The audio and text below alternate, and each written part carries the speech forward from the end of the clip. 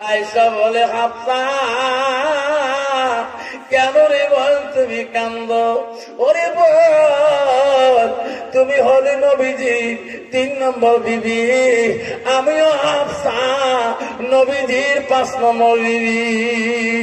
হযরত ওমরের কন্যার সাথে আমার রাসূলুল্লাহ বিবাহ হয়েছে। আয়েশা রে, তোর অধিকার আছে, বড় অধিকার আছে, কিন্তু আমার আব্বার কবরটা তোর আব্বার কবরের পাশে রাখতে বলে। তুমি আয়েশা বল, তুমি কি বলো? নবীজির 5 নম্বর বিবি হলো হযরত হাফসা, হযরত ওমরের কন্যা। জোরে বল সুবহানাল্লাহ। সুবহানাল্লাহ। মা বলে না, নবীজির 6 নম্বর বিবি হলো হযরত উম্মে হাবিবা। উম্মে হাবিবাকে ওনার বাবার নাম কি জানেন? ওনার বাবার নাম হলো আবু সুফিয়ান।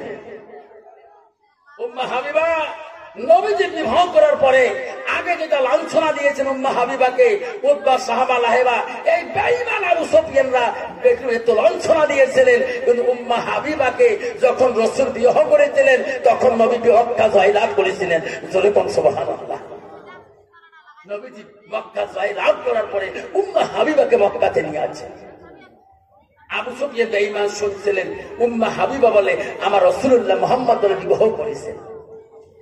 বহুদিন পরে আব্বারা শোনা জানো না, ও সজন গোসল বন্ধন, মা বলে না শুনে রেখে, মা কেন তোর কবরের জায়গাটা কি এখনো সংগ্রহ করো নাই, এখনো তৈরি করো নাই?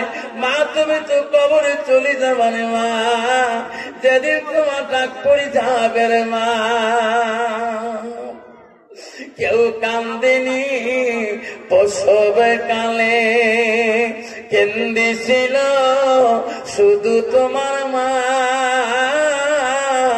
মায়ের দিলে কে ব্যথা দিও না, নামটি আমার আফসার আলী।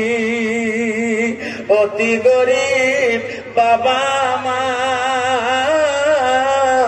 দিনে এলেমে শিক্ষা দিলেন গোলগঞ্জে মাদ্রাসায়।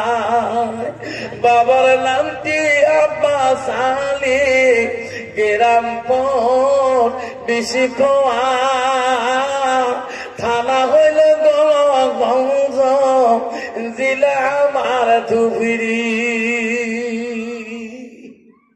ওয়াসখালী বাড়ি গেলে বেটিরা আমাকে প্রশ্ন করে, আব্বা ওয়াজ করি যাবার সময় তুই ভালোভাবে যাস, আর বাড়ি আসি ফিরের পরে মনটা আব্বা কেন